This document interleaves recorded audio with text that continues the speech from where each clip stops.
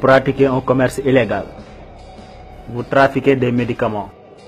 Vous êtes en état d'arrestation.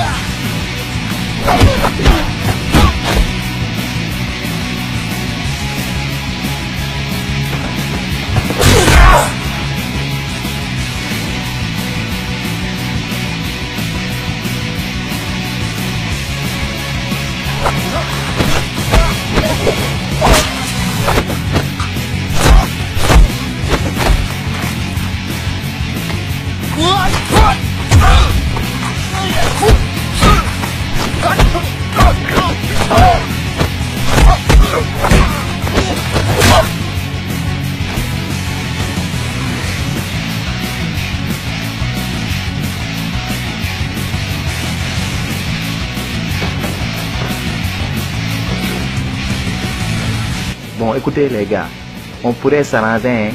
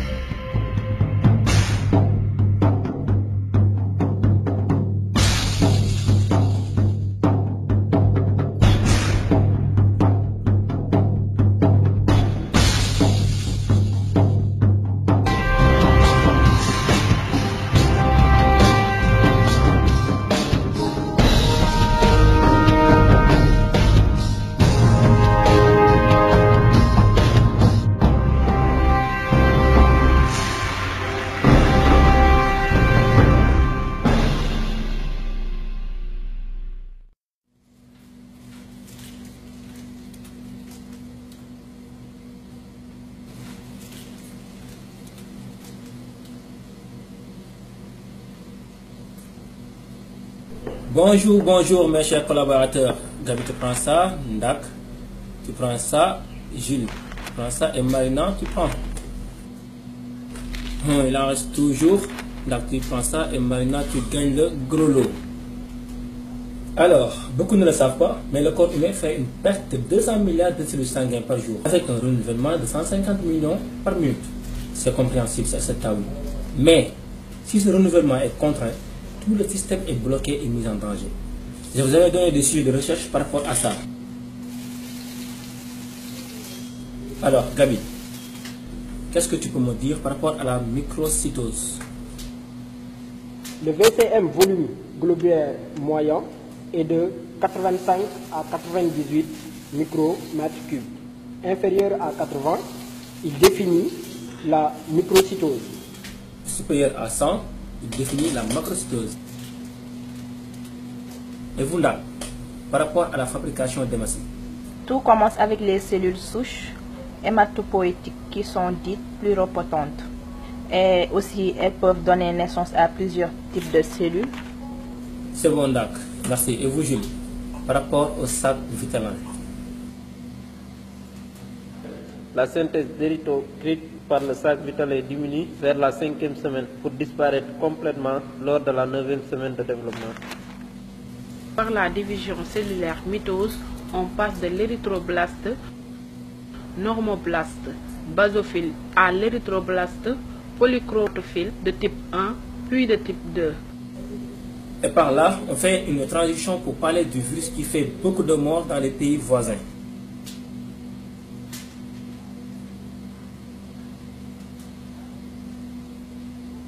Nous ne savons pas grand-chose sur lui, mais pour l'instant, nous savons que une fois introduit dans le sang, par sa site de fixation bêta, il se laisse phagocyter par les cellules phagocytaires, formant le code génétique et leur faire produire des virus. D'où son nom, bêta-phagocyte.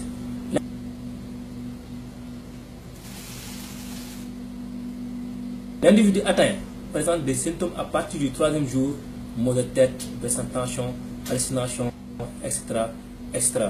Bon, donc pour nous, nous devons tout faire, tout donner mes chers, pour mettre en place la formule de l'antidote.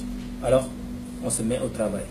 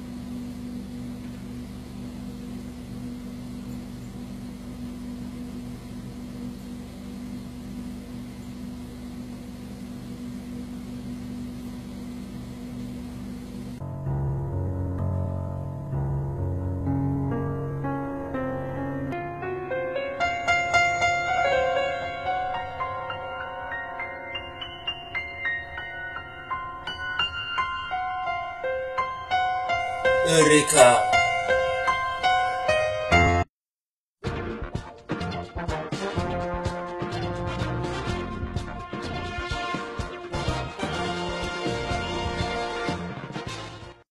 salaamaaleykum tey yéen a ngi seen info flash du jour comme ni ñu koy defee tey ñu ngi demoon doxantu ji waaye dëkk yi ci ginnaaw yoo xamante ne nii fan yii ci naqar ak tiis lañu nekk ngir doomu jàngoro bii di bêta-phagocyte nga xam ne faat na ay doomi aadama yu bëri waaye askan ya fay yeewoo nag ñoo ngi koy naqaru di ko gis lool.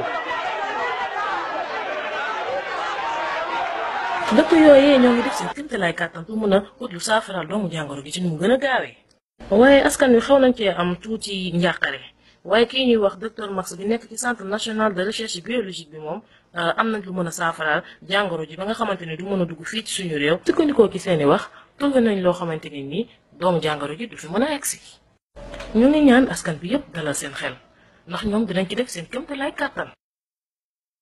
di leen jox dig daje ba ëllëg incha allah dinañ ko gën a ñaxtu ba lépp lu ci mënti am la dinañ leen ko jox yéen waa askan bi incha allah man na fi jàll maa nekkoon ci présentation bi.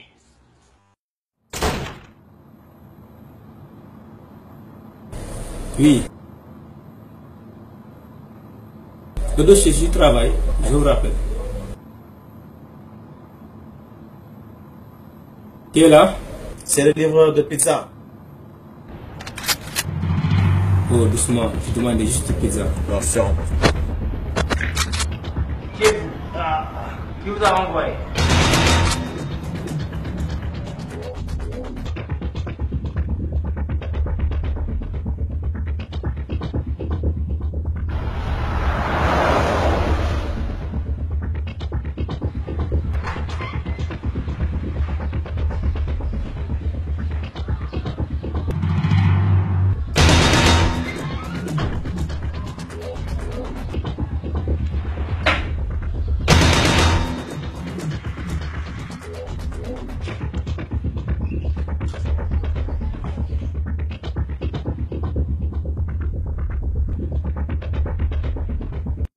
Vous avez fait du bon boulot.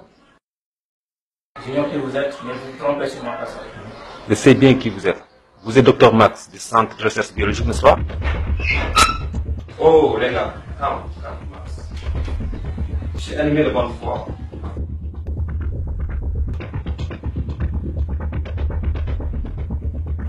Et calme, Max. Je suis animé de bonne foi. Et je te promets, rien ne t'arrivera. Votre pays est actuellement à l'abri du virus, que vous appelez d'ailleurs bêta-phagocyte. À présent, les miens meurent chaque seconde qui passe. Et pourtant, nous sommes des voisins. Alors, s'il vous plaît, l'antidote ou la formule, Max, s'il vous plaît. De toute façon, je ne vous connais pas. Et je ne prendrai pas de ce travail.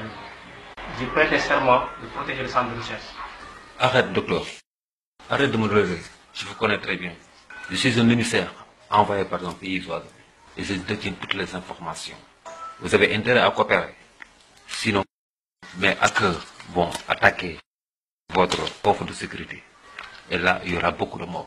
Nous avons les meilleurs systèmes de détection d'inclusion et nos pare-feux sont incontournables. Votre opération est d'avance un échec. Écoutez-moi, vous savez que je suis un patriote, prêt à tout faire pour son pays. Je suis là pour une mission bien déterminée. Alors, je ne rentrerai pas chez moi sans l'antidote. Dans 48 heures, tout ce qui se passera sera de ta faute.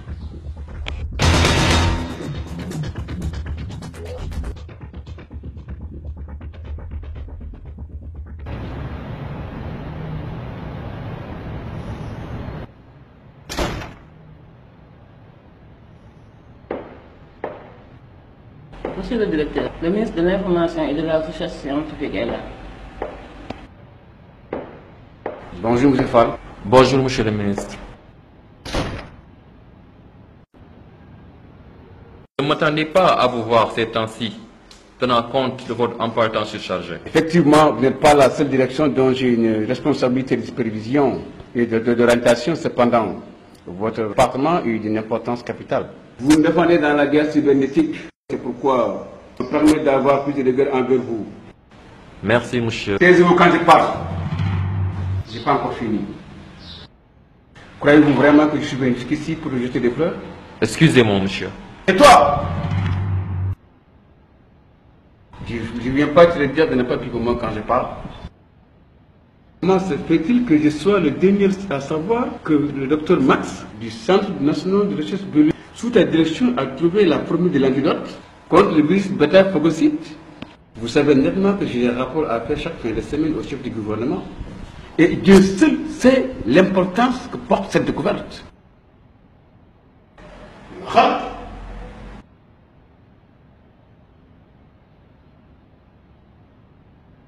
Sûrement, il y a eu une lenteur sur votre protocole d'information de votre ministère.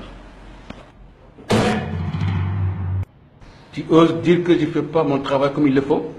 Je n'ai jamais dit ça, monsieur. Ah, en plus, vous osez contredire mes propos? Lenteur ou pas lenteur, ce n'est pas ton problème.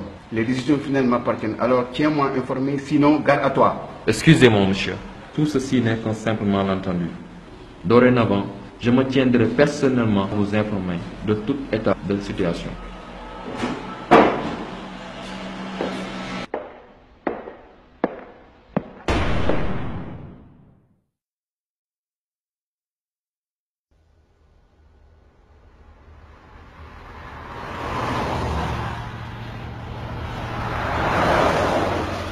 Alors oui, monsieur Gay, vous allez bien?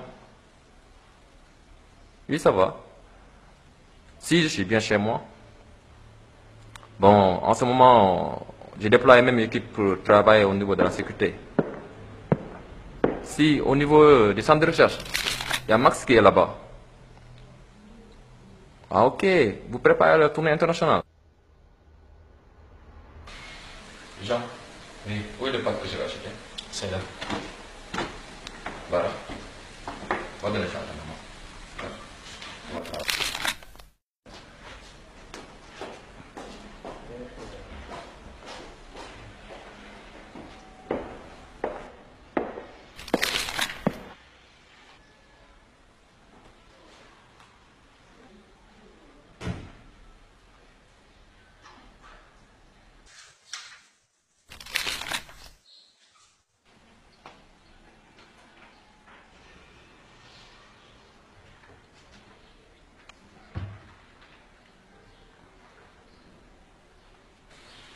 Abraham.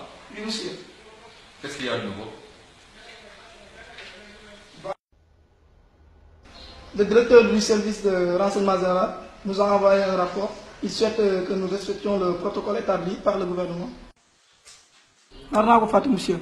Max, aussi il est en route. Il voudrait vous parler. Il dit que c'est urgent.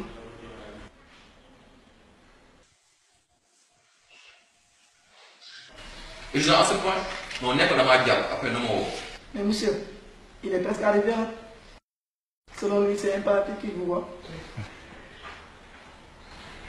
D'accord, c'est bien. Monsieur, n'oubliez pas le dossier administratif que nous devons envoyer au QG. Ah oui, t'as raison. J'allais l'oublier. Abraham. Monsieur, mon dossier me demande. Dossier,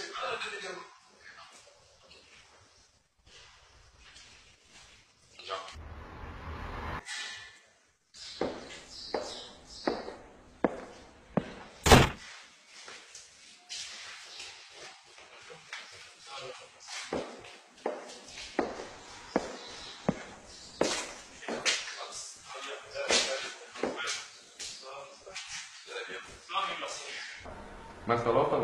Oui, ça va. Allez. Ça va. Abraham, donne-moi un mot urgent. Oui, effectivement, dama la soxla woon. Très important même. Mais, man nga wax normal, hein? Au niveau du centre de recherche, nous avons découvert le virus. Nous l'avons appelé alpha-bêta-phagocyte, vu son comportement. Une étude de def yëpp wane nañ ne virus bi c'est plus dangereux que le virus yi ñu jot a jàkkonteel depuis boobu ba léegi. Bon, maintenant au niveau du centre de recherche, nous avons mis en place une série de réunions d'urgence pour éradiquer la propagation du virus. Une vaccination massive pourrait constituer notre chance. Max, j'ai bien compris ce que tu viens de dire. Maintenant, en ce qui concerne la sécurité, c'est renforcé. Ok, donc chef, par rapport à ce que vous avez dit tout à l'heure, je me suis dit qu'il est possible de protéger le système dans 3 types de réseaux. WAN, MAN et LAN. Le réseau WAN, c'est le réseau étendu. Le réseau MAN, c'est le réseau local. Le réseau LAN, c'est le réseau filaire. Sur ce, je me dis que si on parvient à protéger le système de ces 3 types de réseaux, il est impossible d'accéder à l'antivirus. Ah mais attends, non, je ne suis pas d'accord. Mais de quoi êtes-vous en train de parler là? Non, je ne suis pas d'accord. Votre système là ne me satisfait pas. Vous ne m'avez pas interpellé pour que je parle avec Max. Vous m'avez interpellé pour que je vous expose. Mais dans le cas pour me expliquer le système, mais ça c'est absolument rien par rapport à la technologie. Max, tu baisses le ton. Non, je ne suis pas d'accord. Max, tu baisses le ton. Tant qu'il a mis en place un système de détection d'inclusion. Il ne m'a même pas parlé de password. Joe, je ne suis pas venu ici pour m'exposer à Max. Max, tu as fait appel à moi pour dire que c'est urgent. C'est effectivement. Donc, de ce fait, j'ai pris les devants. J'ai appelé mon informaticien de qualité. Maintenant, on sent les billes là. Et pour le financement.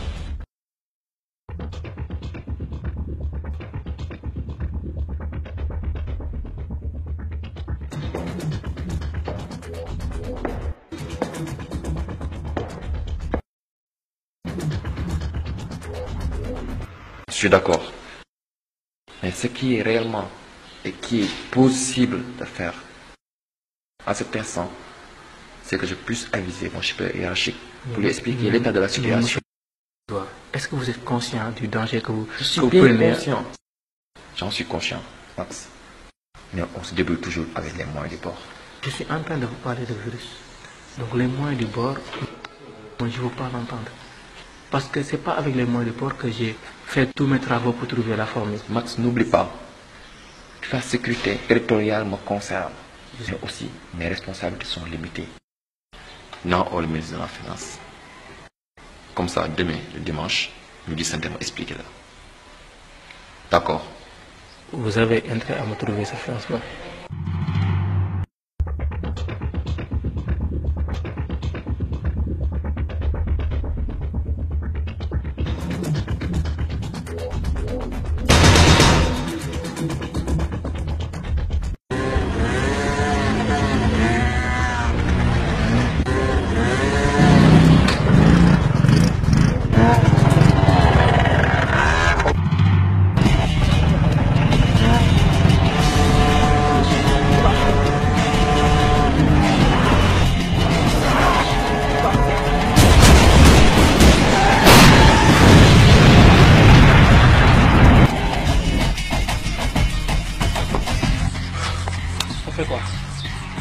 Passez partout.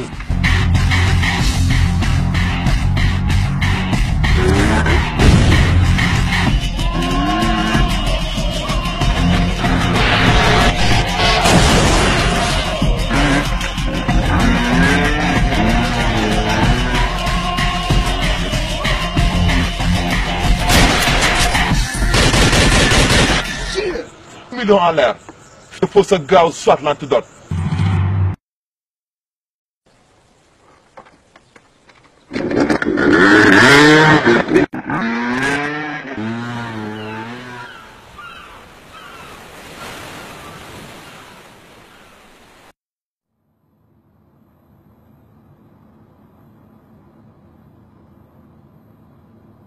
Monsieur le directeur. Non, je t'en prie, assieds-toi.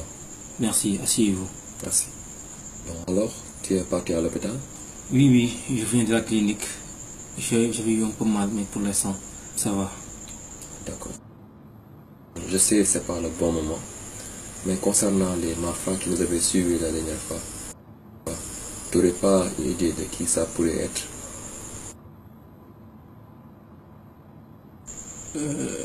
Bon, monsieur le directeur, sincèrement, j'ignore qui peut être ces gars.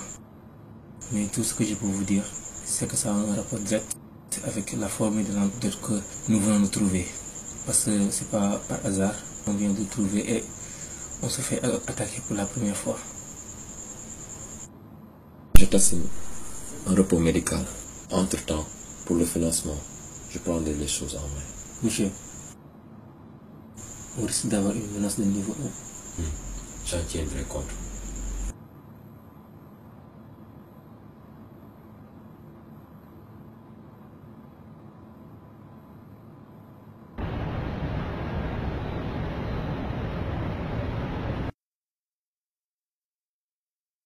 Ça alors, depuis 15 jours, on est xaar gisuma dara.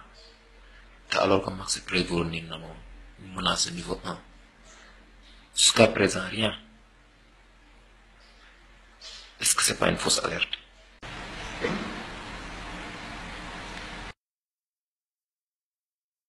Colette, est-ce que le protocole de sécurité est toujours actif? Oui, monsieur. D'accord. Maintenez-le actif.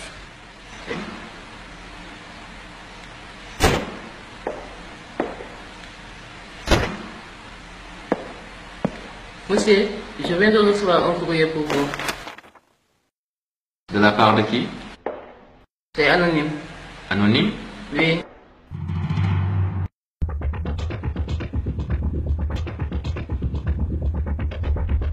Il était une fois la forêt du feu.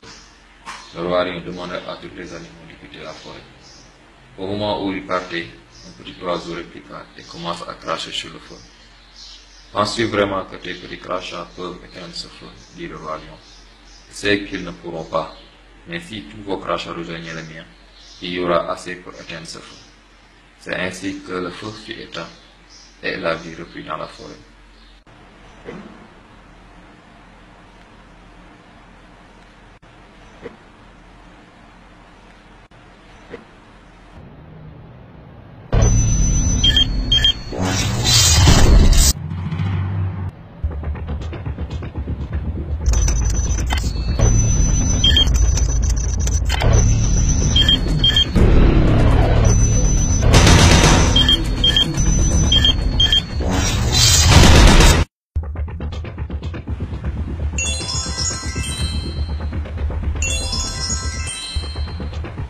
Allô patron, je me sors là, il y a une urgence.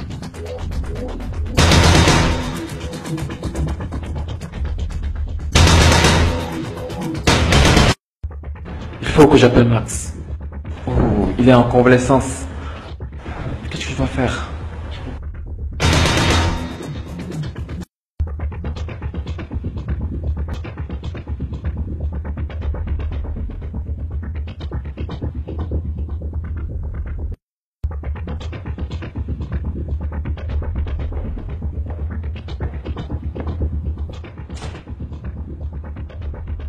Monsieur le ministre, voici un rapport de M. Fall.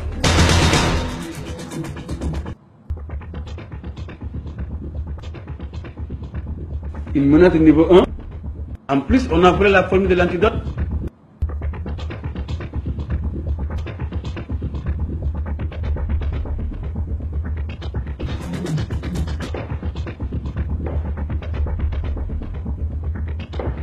Dites à M. Fall d'activer le protocole de sécurité d'urgence. Il déploie nos meilleurs agents de terrain pour rétablir la situation. Tout de suite, Monsieur le ministre. Modou, dites-lui également qu'il peut utiliser tous les moyens dont dispose mon ministère pour remédier à cette situation. Je compte bien sur lui.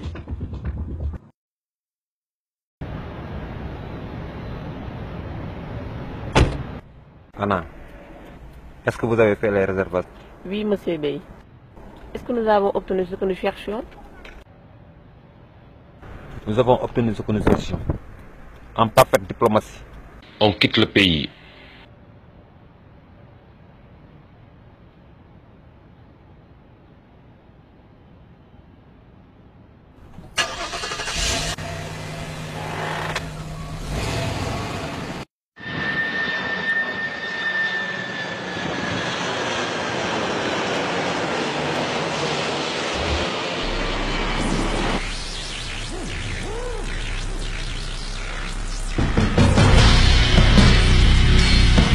Cher, localisement les zones qui vont être en danger dans les 5 prochaines heures.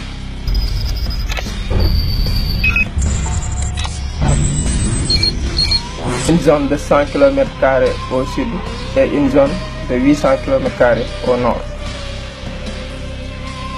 Serigne, appelle-moi le chef de protocole.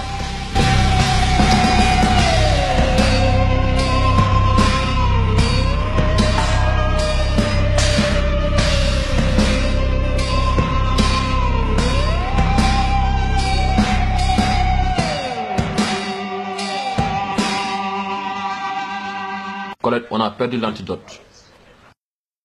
La sécurité bi nekkoon yépp suñu centre de recherche yi ak suñu laboratoire yi loolu nu mën a nekkee. D'après renseignement yi ma am yépp naa si mënta jógee si biti parce que suñu système de sécurité yépp a jaar yoon. Si on a été piraté ku nekk suñu biir rek la mën a doon.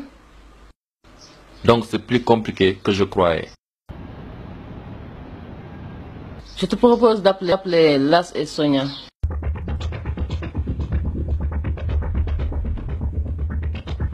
Qu'il soit là le plus rapidement possible.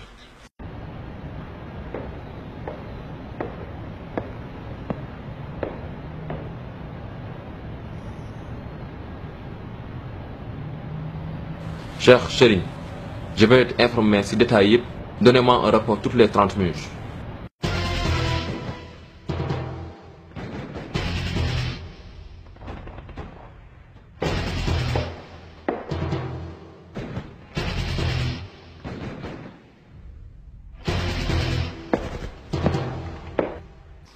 Chef, ils sont là.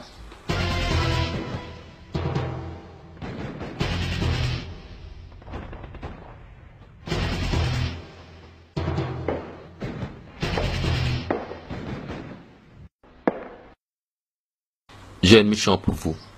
De priorité numéro 1.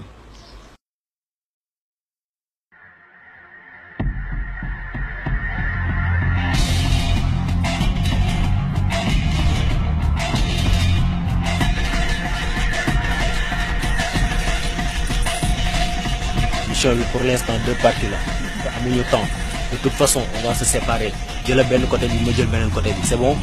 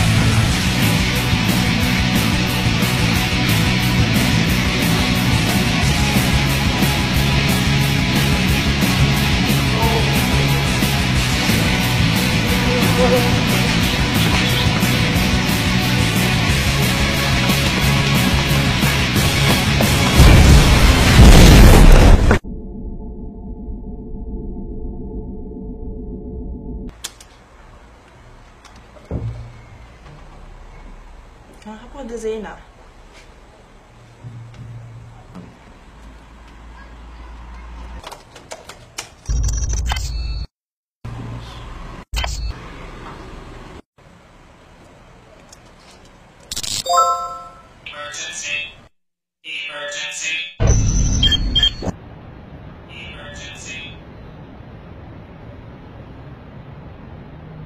Chef, j'ai reçu le rapport de Zeyna.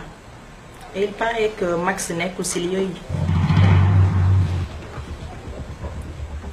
Waa envoyé na ma sax benn vidéo xam ne ça montre que lieu bi dafa am virus. Agent Zeyna nee na ma que dañu war a détruire lieu yi aussi le plus rapidement possible.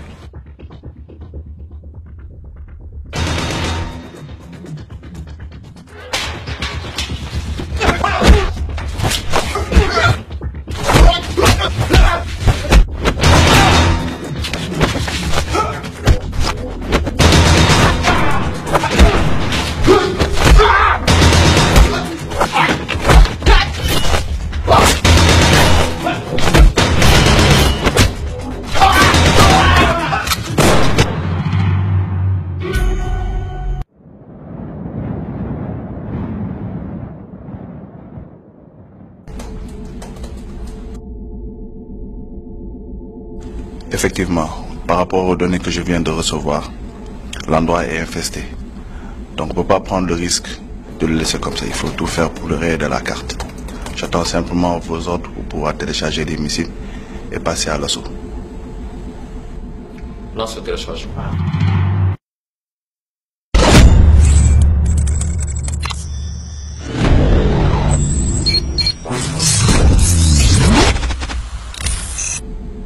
Cible verrouillée.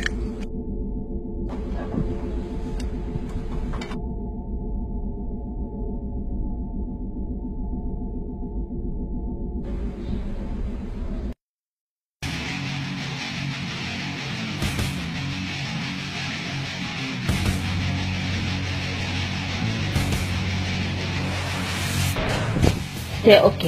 Détruisez les lieux. Détruisez les lieux. Détruisez les lieux.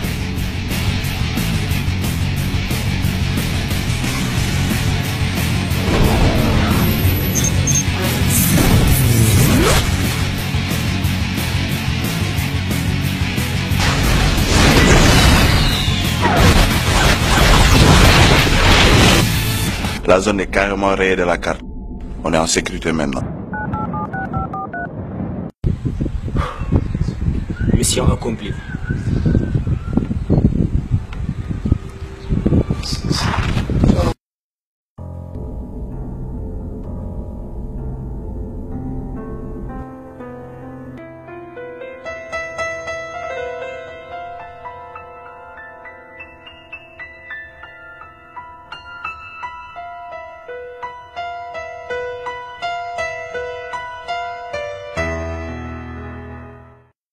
Qu'est-ce que c'est que ça?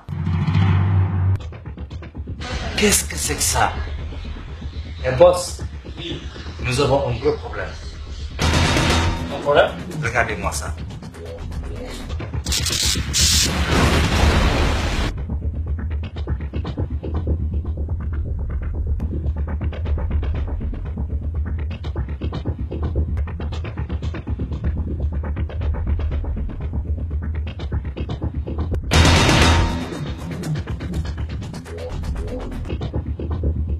Combien de temps il nous reste? 5 minutes. Téléchargez-moi les fichiers restants. Virez xaalis bi yëpp sur mon compte. Rangez tous les documents de la formule. L'hélico doit être en route. D'accord, donc on remballe. Bul bàyyi dara. On prend tout. L'aérodrome. Mais sama hélico lay xaar depuis 15 minutes là.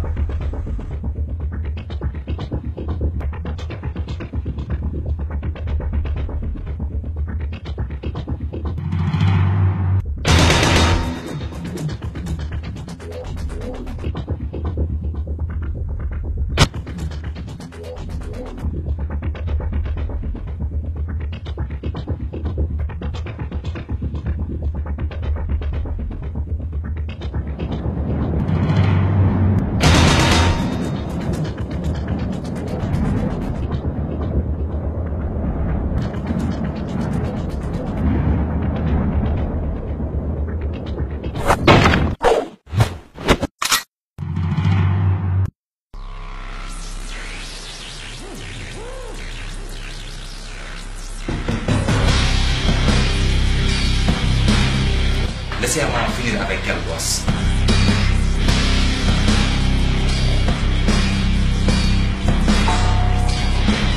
Non, breton noir. xoolal tressage yu mooy bu jeexee nga xool xaalis bi ndax mu ci compte bi je vais me charger d'elle.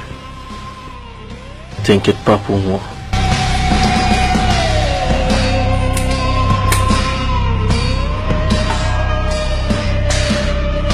Sale traître.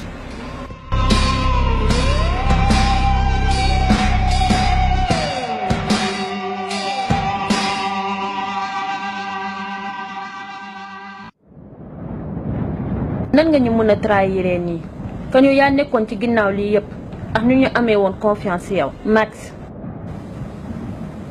Je me doutais vraiment qu'une femme puisse mettre tous mes hommes à terre en un laps de temps. Bravo. J'ai pas le temps pour tes flatteries. Où est la formule de l'antidote? dem naa fu nekk te musuma gis jigéen bu bëggul flatterie.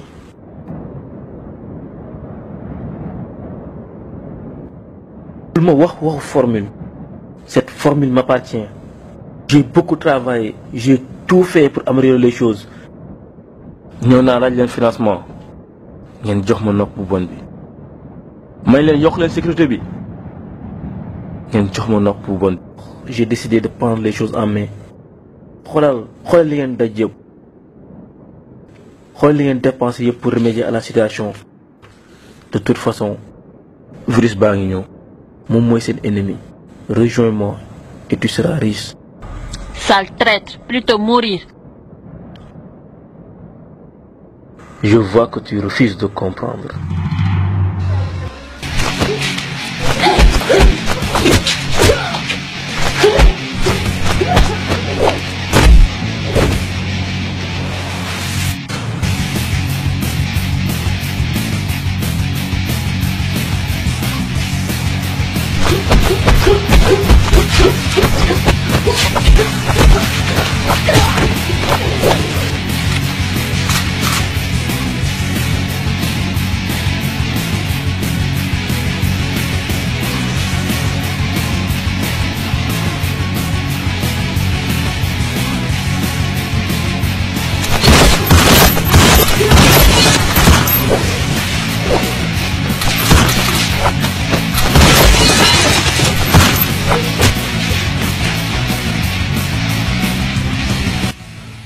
La marque de ton revolver ne prend que 5 balles. Je t'ai entendu tirer les 5. Alors, il t'en reste plus.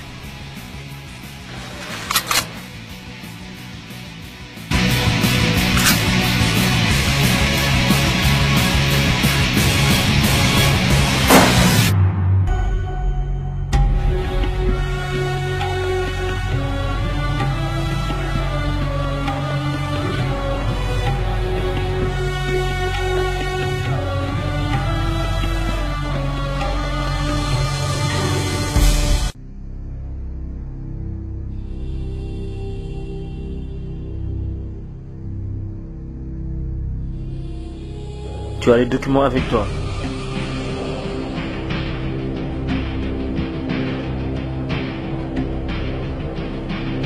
J'ai vérifié, tout est dans le compte. C'est bon, donne-moi ça. Merci, tu as fait un bon boulot. L'hélico est presque arrivé. Mais toi, on se sépare ici. Mais pourquoi? Je suis désolé, mais c'est ainsi.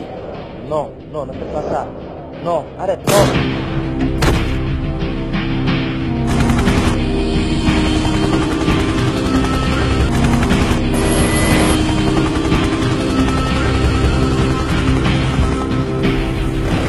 Mon cher Max, j'étais obligé de te piéger avec une bombe magnétique car ce combat était perdu d'avance pour moi.